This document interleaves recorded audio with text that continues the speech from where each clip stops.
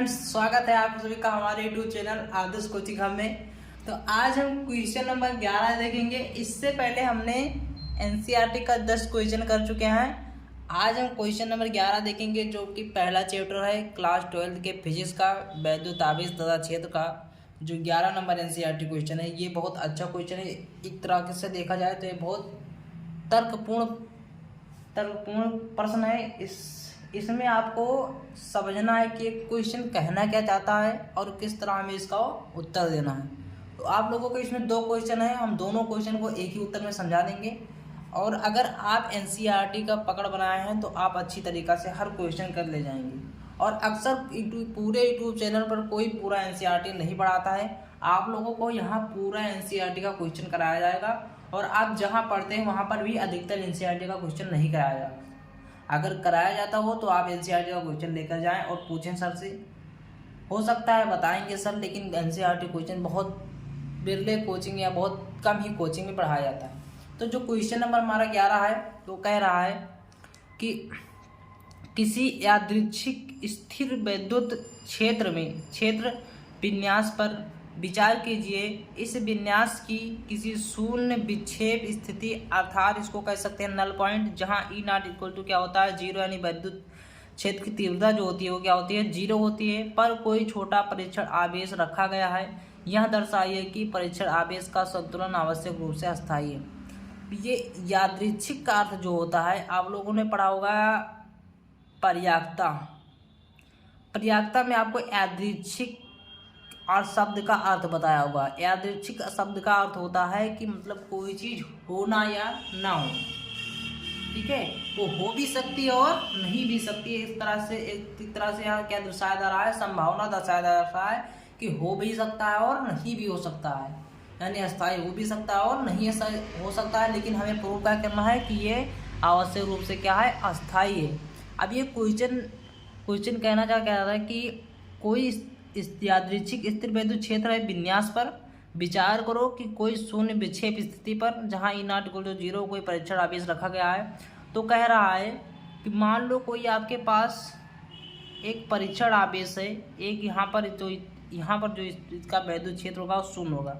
तो वो कह रहा है कि यहाँ पर जो परीक्षण आवेश हो क्या अस्थायी अवस्था में होगा या अस्थायी अवस्था में नहीं होना चाहिए। मतलब ये कह रहा है कि अस्थायी अवस्था में होगा। तो इसे सिद्ध करने के लिए दूसरा क्वेश्चन दिया है, आप लोग दूसरा क्वेश्चन पढ़ें। इस परिमाण का समान परिमाण तथा चिन्हों के 2 आवेश जो एक दूसरे से किसी दूरी पर रखे हैं, सरल विन्यास के लिए सत्यापन करें। मतलब यही क्वेश्चन आपको बताना है, बट यही क्वेश्चन आपको, इस क्वेश्चन को बताने के बाद आपको उस क्वेश्चन का पूरा चित्र सहित आपको क्या करना है, समझाना है। तो हम क्या करेंगे, इस दूसरे क्वेश्चन से चित्र को बना लेंगे और उसी दूसरे क्वेश्चन से दोनों का उत्तर हमें पता चल जाएगा। देखो दूसरा क्वेश्चन कह रहा है कि कोई परीक्षण समान आवेश है। मान लो हमारे पास एक परीक्षण आवेश Q0 है। अब यहाँ पर एक आवेश हमारा क्या कर रहा है, समान परिमाण के तथा चिन्हों के 2 आवेश, समान परिमाण और तो 2 समान चिन्ह भी हैं। तो मान लिया दोनों प्लस आवेश क्या है, Q है। अब यहाँ पर मान लो कोई P बिंदु है, यहाँ पर कोई बिंदु Q है। अब ये 2 बिंदु जो हैं, अगर हम देखें, अगर Q0 जो आवेश हमारा परीक्षण आवेश है, ये कह रहा है, ये कहना चाहता है कि अस्थायी अवस्था में होगा, तो हमें ये सिद्ध करना है। मान लो हमारे पास जो ये Q0 आवेश है, ये बहुत छोटा आवेश है। क्या है, छोटा आवेश है, और हमें सिद्ध क्या करना है, अस्थायी। तो आप लोगों ने क्लास 10th में पढ़ा होगा मैथ में, जो √3 को अपरिमेय सिद्ध करते थे, उससे पहले हम सिद्ध करने के लिए उसे परमेय मानते थे। वही रूल बिल्कुल वहाँ यहीं पर वही रूल कॉन्सेप्ट लगेगा। यहीं पर मान लो यहाँ पर जो हमारा क्या होगा, मान लो कि यहाँ दिखाने के लिए क्या होगा, यहाँ जो मान लो कि यहाँ माना छोटा परीक्षण आवेश जो है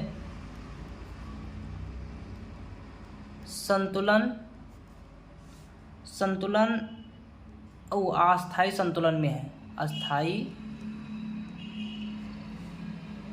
संतुलन में है। हमें सिद्ध क्या करना है, संतुलन में सिद्ध करना है, परंतु अस्थायी सिद्ध करना है। हमने यहाँ माना क्या है, अस्थायी माना है। अब हम ये अस्थायी माने हैं, अस्थायी को अस्थायी सिद्ध कर देंगे, अस्थायी को क्या सिद्ध कर देंगे, अस्थायी सिद्ध कर देंगे। अगर अस्थायी नहीं है तो अस्थायी होगा। तो हमने क्या मान लिया कि जो ये क्यू नॉट है ये एक छोटा आवेश है और उधर छोटा होने के कारण ये किस में है, अस्थायी संतुलन अवस्था में है। देखो जब हम इस क्यू नॉट को क्या करते हैं, इस क्यू नॉट को जो हम इस पी क्यू की दिशा में, इस पी क्यू की दिशा में जब इधर हम विस्थापित करते हैं तो इन आवेशों के कारण इस पर एक बल लगता है, वो बल होता है प्रत्यानयन बल। यहाँ पर जो बल लगेगा वो होगा प्रत्यानयन बल। कौन सा बल? प्रत्यानयन बल होगा। यहाँ पर इस क्यू के कारण इस पर प्रत्यानयन बल लगता है। अब ये प्रत्यानयन बल क्या होता है? प्रत्यानयन बल ये होता है कि अगर कोई कण किसी दिशा में गतिमान है तो वो जो प्रत्यानयन बल का ये कार्य होता है कि उसको साम्यावस्था में लाने के लिए, मतलब उसको एक तरीके से बैठा देता है। साम्यावस्था आपने क्लास 11th में पढ़ा होगा, केमिस्ट्री में साम्यावस्था एक पूरा चैप्टर है, वहाँ पर साम्यावस्था के बारे में बताया गया है। ठीक है, साम्यावस्था में क्या करता है, लाने के प्रयास करता है। जो ये क्यू है इसको साम्यावस्था, तो हमें सिद्ध करना है कि हमने माना है अस्थाई, अस्थाई माना है, तो हम इसको जब इधर ले जाते हैं तो इसके कारण इस पर क्या बल, क्या कौन सा बल लगता है? एक प्रत्यानयन बल लगता है। इस प्रत्यानयन बल से ये सिद्ध होता है कि ये जो आवेश है, ये आवेश बिंदु सा, ये भी आवेश जो माना गया है यहाँ पर, ये उदासीन आवेश माना गया है। कौन सा आवेश माना गया है? उदासीन बिंद आवेश। ठीक है, उदासीन बिंद आवेश माना गया है तुम्हारा, उदासीन बिंदु आवेश माना गया है यहाँ पर। ये आवेश जो हमारा माना गया है उदासीन बिंदु आवेश माना गया है। और इस जब हम इस क्यू नॉट छोटे परीक्षण आवेश को इधर ले जाते हैं तो इसके कारण इस पर क्या बल कौन सा बल लगता है? प्रत्यानयन बल लगता है। अब ये प्रत्यानयन बल से यहाँ ये तात्पर्य होता है कि जो यहाँ पर वैद्युत क्षेत्र की जो वैद्युत बल रेखाएं हैं वो बिंदु आवेश की ओर दिष्ट है। किसकी ओर दिष्ट है? बिंदु। यहाँ पर ये इसके ओर जो बल रेखाएं इसके ओर जा रही हैं और ये ढकेल किधर रहा है? इधर ढकेल रहा है ये बल। तो इससे ये सिद्ध होता है कि जो हमारा परीक्षण आवेश है वो कभी भी संतुलन में नहीं रहेगा। वो जब हम इधर ले जाएंगे तो इधर ढकेलेगा, यानी वो अस्थायी संतुलन अवस्था में नहीं रहेगा। इसका तात्पर्य ये होगा कि वो अस्थायी अवस्था में रहेगा। ठीक है, तो किस में रहेगा? अस्थायी अवस्था में रहेगा। और यहाँ पर अब उसको जब हम इधर ले जाते हैं तो इस पर ये प्रत्यानयन बल लगता है। ठीक है, तो जब इस पर प्रत्यानयन बल लगता है तो इसका मतलब अभी यहाँ पर जब हम इसकी पी क्यू की दिशा में ले जाते हैं तो इस क्यू के कारण इस पर प्रत्यानयन बल लगता है। ये क्यू जो है उदासीन बिंदु आवेश है और इससे ये तात्पर्य हुआ कि जहाँ पर जो बल रेखाएं हैं वो इसके ओर दिष्ट हैं, इसके ओर दिष्ट हैं। अब क्या करते हैं हम? अब यहाँ पर हम क्या करते हैं, दोनों आवेशों को एक बिंदु क्यू, एक बिंदु मान लो पी, इस पी आवेश पर लंबवत की ओर ले जाते हैं। कहाँ पर ले जाते हैं? इसके लंबवत ले जाते हैं। हम क्यू नॉट को लंबवत पी क्यू बिंदु पर ले जाते हैं। जब हम इस क्यू नॉट को पी क्यू बिंदु पर लंबवत ले जाते हैं क्यू नॉट को, तो यहाँ O से क्यू नॉट की ओर एक बल लगता है। वो बल क्या कार्य करता है? यहाँ पर एक बल लगता है, ये क्यू नॉट यहाँ पर एक बल लगता है। इस बल का कार्य ये होता है कि क्यू नॉट को बिंदुओं से दूर ले जाने का। जब ये दूर ले जाएगा तो इसका तात्पर्य ये हुआ कि यहाँ पर जो आवेश हमारा जो छोटा परीक्षण आवेश हमने माना है ये अस्थायी माना था, परंतु क्या हो जाएगा? ये अस्थायी हो जाएगा, अस्थायी संतुलन में हो जाएगा। ठीक है, ये अस्थायी संतुलन में हो जाएगा। हमें यही प्रूव करना था। और जो हमने ये चित्र बनाया है दूसरे क्वेश्चन का चित्र है। यहाँ पर थोड़ा क्वेश्चन चित्र सही नहीं बना है, लेकिन आप लोग बना लेना। यहाँ पर ये चित्र देखो, जब हम एक दिशा में लेंगे तो यहाँ तो संतुलन दिखा रहा था, परंतु यहाँ जब हम इस दिशा में लेंगे तो यहाँ बिंदुओं से एक बल लगा जो क्यू नॉट को पी की ओर क्या कर रहा है? बिंदुओं से दूर कर रहा है। ठीक है, इस कारण से जो हमारा आवेश होगा वो अस्थायी संतुलन में नहीं होकर अस्थायी संतुलन में होगा। ये हमारा क्वेश्चन नंबर क्या था? 11 था। इसके बाद जो हमारा क्वेश्चन नंबर आएगा 12। ठीक है, इसके बाद क्वेश्चन नंबर कौन सा आएगा?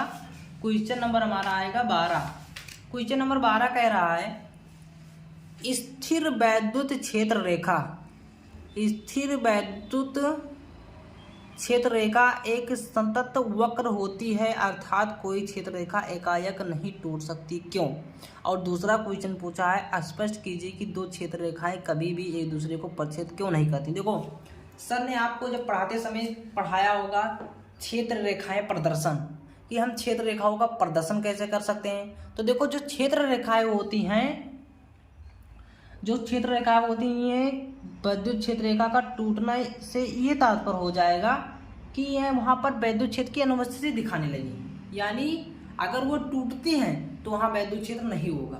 सर ने आपको विद्युत क्षेत्र जब बल रेखाएं प्रदर्शन बताया होगा तो वहाँ पर बताया होगा कि अगर जहाँ पर क्षेत्र रेखाएं टूट रही हैं, विद्युत क्षेत्र की जो क्षेत्र रेखाएं टूट रही हैं, वहाँ ये तात्पर्य होता है कि वहाँ पर जो विद्युत क्षेत्र है वहाँ पर विद्युत क्षेत्र नहीं है। इससे अगर विद्युत क्षेत्र नहीं है तो वहाँ पर क्षेत्र रेखाएं टूटेंगी, और अगर विद्युत क्षेत्र है तो वहाँ पर क्षेत्र रेखाएं हमेशा वक्र में होगी। ये आप लिख लेना, ठीक है। आंसर में ये आप लिख लेना कि यदि जो विद्युत क्षेत्र का टूटना हमें ये प्रदर्शित करता है, हम लिख दे रहे हैं कि विद्युत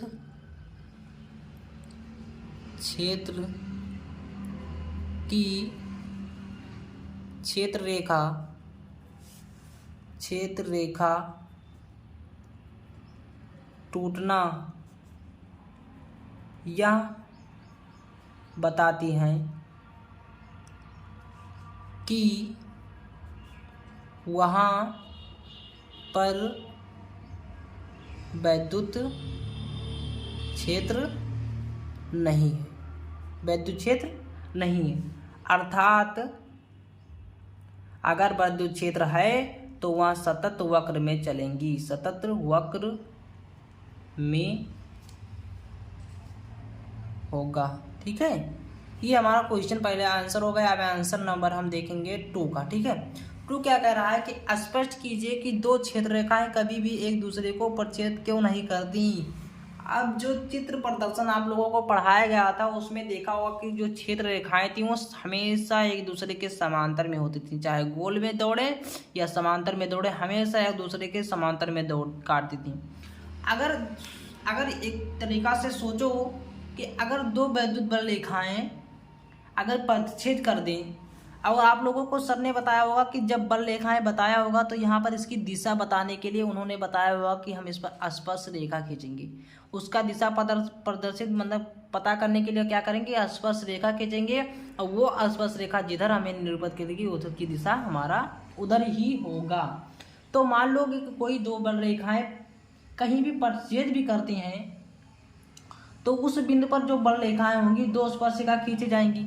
मान लो यहाँ पर एक बिंदु, ये रेखा इधर काटा और एक रेखा इधर काटा, मान लिया कि दो बल रेखाएं काट दी एक दूसरे को, मान लो हमने कि एक दूसरे को यहाँ पर काट दी, तो अगर हमने यहाँ स्पर्श रेखा खींचना है, हमें स्पर्श रेखा से ही हमें दिशा का पता चलता है। तो मैंने यहाँ पर इसके साथ एक स्पर्श रेखा खींच दिया तो एक दिशा इधर हो गया, और इसके साथ एक स्पर्श रेखा खींच दिया तो एक दिशा इधर हो गया। तो आप लोगों ने पढ़ा होगा कि विद्युत क्षेत्र की जो दिशाएं होगी वो कभी भी दो नहीं हो सकती, विद्युत क्षेत्र की दिशा एक ही होती है। तो यहाँ पर यह तात्पर्य होता है कि अगर दोनों काटती हैं तो उनसे स्पर्श रेखा, दो स्पर्श रेखा खींची जा सकती हैं, जिससे हमें दो दिशाओं का ज्ञान होता है, और हमेशा हमें विद्युत क्षेत्र में एक ही दिशा होती है, जिसके कारण जो विद्युत क्षेत्र में दिशाएं होगी वो असंभव होंगी, ठीक है। दो दिशाएं क्या होगी, असंभव होगी। यहाँ पर लिख दो कि यद बल रेखा कहीं भी क्या करेगी, कहीं भी काटती हैं तो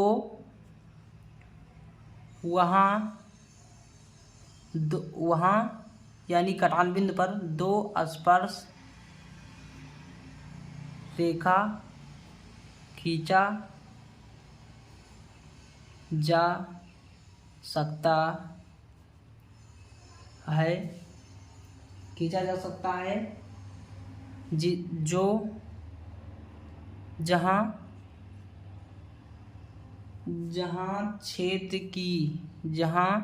क्षेत्र की दो दिशाएं होगी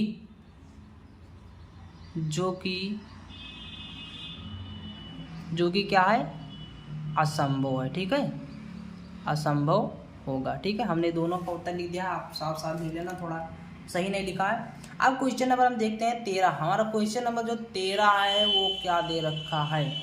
क्वेश्चन नंबर 13 कह रहा है कि, चलो देखते हैं क्वेश्चन नंबर कितना है, 13 है। तो क्वेश्चन नंबर जो 13 हमारा है दे रखा है कि दो बिंद आवेश एक QA है जो 3 माइक्रोकुलाम है तथा QB जो हमारा है वो -3 माइक्रोकुलाम निर्वात में एक दूसरे से 20 सेंटीमीटर दूरी पर स्थित है। ठीक है, 20 सेंटीमीटर दूरी पर क्या है, स्थित है। हमें क्या कहा गया है कि एक आवेश QA है और एक आवेश QB है, ये दोनों 20 सेंटीमीटर दूरी पर स्थित है। कितने, 20 सेंटीमीटर दूरी पर, 20 सेंटीमीटर दूरी पर स्थित हैं। अब इतना हमें बताया गया है। तो क्वेश्चन नंबर, इसके बाद क्वेश्चन नंबर हमें ये पूछा गया है कि दोनों बिंद आवेशों को मिलाने वाली रेखा AB के मध्य बिंदु, मान लो ये बिंदु ये बिंदु B है, मध्य बिंदु वो पर, यहाँ मान लो यहाँ पर कोई कह रहा है मध्य बिंदु वो है, क्या कह रहा है, मध्य बिंदु वो पर वैद्युत क्षेत्र की तीव्रता कितनी होगी यहाँ पर, यानी नेट वैद्युत क्षेत्र पूछ रहा है। तो यहाँ पर जो नेट वैद्युत क्षेत्र होगा वो हमें ज्ञात करना है। देखो QA के कारण जो हमें नेट वैद्युत क्षेत्र हमारा क्या होगा, मान लो यहाँ पर कोई धन परीक्षण आवेश Q0 है, मान लेते हैं दूसरे क्वेश्चन के लिए, दूसरा क्वेश्चन के लिए दिया गया है। चलो, तो ये के कारण जो वैद्युत क्षेत्र की तीव्रता लगेगी इधर लगेगी, ये लगेगी, और जो B के कारण वैद्युत क्षेत्र की तीव्रता लगेगी इस पर B पर, वो इधर लगेगी EP। ठीक है, अब हमारा यहाँ पर कितना QB कितना दिया गया है, -3 माइक्रोकुलाम दिया गया है, और ये QA दिया गया है 3 माइक्रोकुलाम। देखो हम लोगों को क्या दिया है, लिख लेना है, दिया है, क्या दिया है हमें लिख लेना है, दिया है QA बराबर कितना दिया है, 3 माइक्रोकुलाम। और हमारे माइक्रो में बदलने के लिए, माइक्रो को कुलाम में बदलने के लिए हमने बताया था 10 गुणे 10 का घात -6 गुणा कर देना पड़ता है। तो 3 गुणे 10 का घात -6 माइक्रो कुलाम से क्या कर देंगे, गुणा कर देंगे। और QB हमारा कितना दिया हुआ है, QB बराबर दिया है -3 माइक्रोकुलाम। अब यहाँ पर हमने माइनस लिख दिया है, गलती क्या है कि जो वैद्युत क्षेत्र की तीव्रता में आवेशों का जो चिन्ह होता है उनको चिन्ह के साथ नहीं लिया जाता है। तो यहाँ पर 3 माइक्रोकुलाम है, इसको भी कुलाम में बदलने के लिए क्या करेंगे, 3 गुणे 10 का घात -6 माइक्रोकुलाम। ठीक है, अब तो हमारी बीच की दूरी कितना दिया रखा है, R बराबर 20 सेंटीमीटर दिया है। ठीक है, अगर हम 20 सेंटीमीटर को कह रहा है, 20 सेंटीमीटर का क्या करना है, 20 सेंटीमीटर को हमें सेंटीमीटर में बदल लेना है। लेकिन अब देखो यहाँ पर इसके कारण इस पर ज्ञात करना है, इसके कारण इस पर ज्ञात कर लेंगे, बस हमें नेट वैद्युत क्षेत्र पता चल जाएगा। अगर हम भी दोनों वैद्युत क्षेत्र को जोड़ लेंगे फिर हमें नेट वैद्युत क्षेत्र पता चलेगा। देखो मध्य बिंदु कहा है ना, मध्य बिंदु कहा है, तो जो पूरा दूरी तो 20 है, तो इसका जो आधा होगा वो कितना होगा, आधा हमारा हो जाएगा 10 सेंटीमीटर। कितना हो जाएगा, आधा 10 सेंटीमीटर। ठीक है, दूरी इतना दिया रखा है। चलो हम क्या करते हैं, ज्ञात करते हैं। ज्ञात ये करते हैं कि लिख लो कि ये नंबर क्वेश्चन हल कर रहे हैं, बिंदु आवेश किए के कारण वैद्युत क्षेत्र की तीव्रता। ठीक है, ये वैद्युत क्षेत्र की तीव्रता हम उसको चिन्ह के साथ प्रदर्शित कर दे रहे हैं, लिख नहीं रहे हैं पूरा।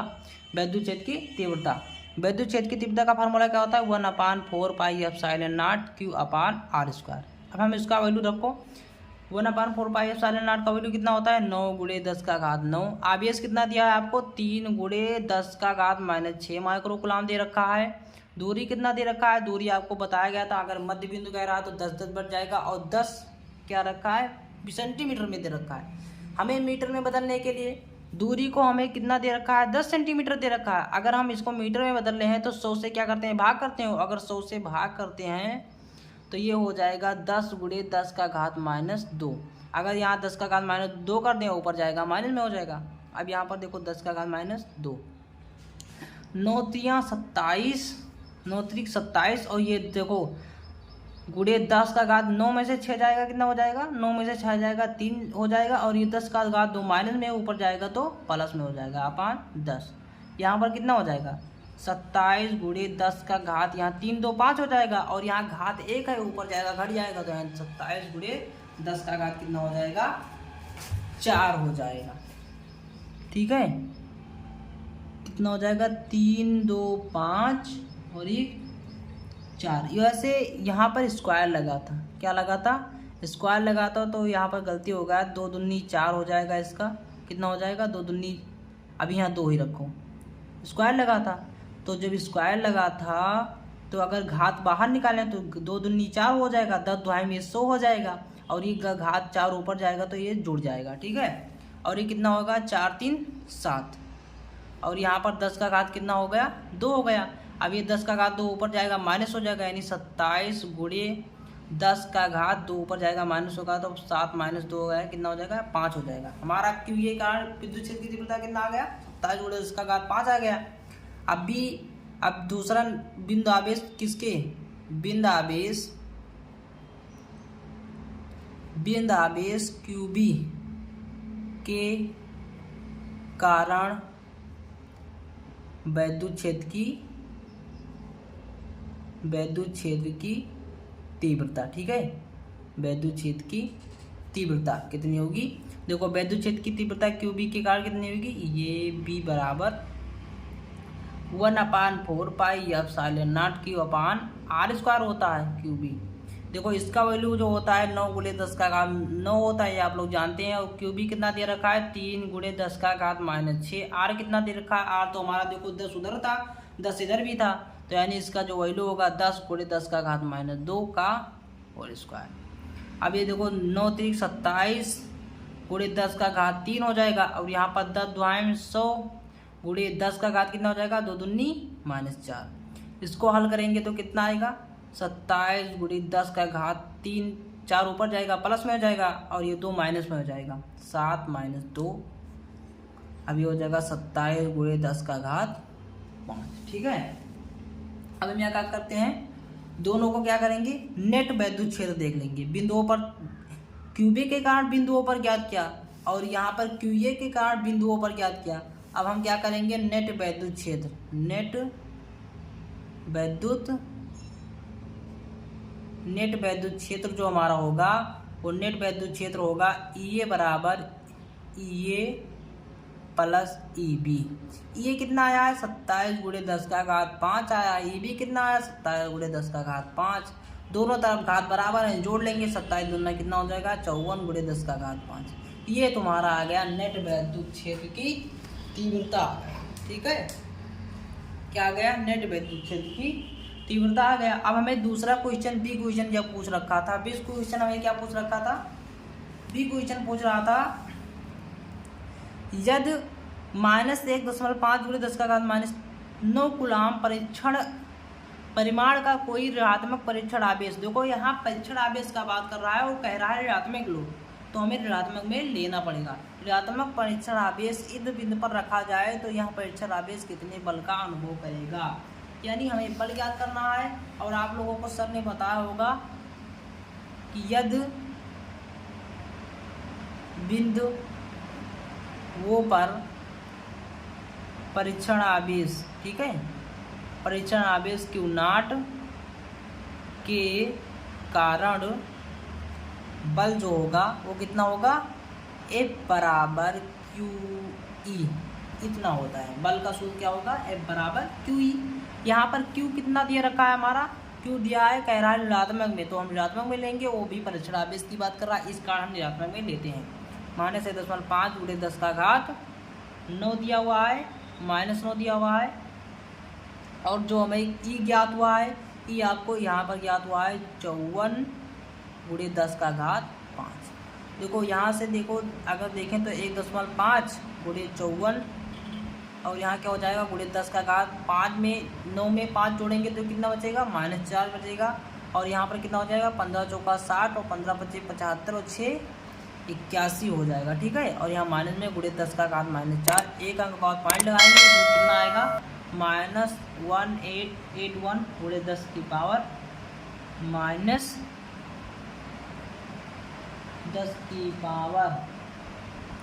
-4 हो जाएगा। अब इसको एक घात इधर लाएंगे तो 8.1 गुणे 10 की घात -3 हो जाएगा, ठीक है। एक पॉइंट इधर लाते हैं तो घात जुड़ जाता है, यहाँ पर एक जोड़ोगे तो -3 बचेगा। अगर ये पहले हमारा जो था ये बल जो था, ये आपका बल लग रहा था वो से बी की ओर, किधर लग रहा था, ओ बी की ओर लग रहा था। अगर हम इसे बी से ओ की ओर देखें, बी से ओ की ओर देखेंगे तो ये जो हमारा हो जाएगा ये धनात्मक हो जाएगा। ठीक है, इतना ही आपका क्वेश्चन था। इसके क्वेश्चन नंबर 13 क्या था, क्वेश्चन नंबर 13 था। क्वेश्चन नंबर इसके आगे हम क्या करेंगे, क्वेश्चन नंबर 14 करेंगे। क्वेश्चन नंबर 14 कह रहा है, ये भी अच्छा सवाल है। Question number 14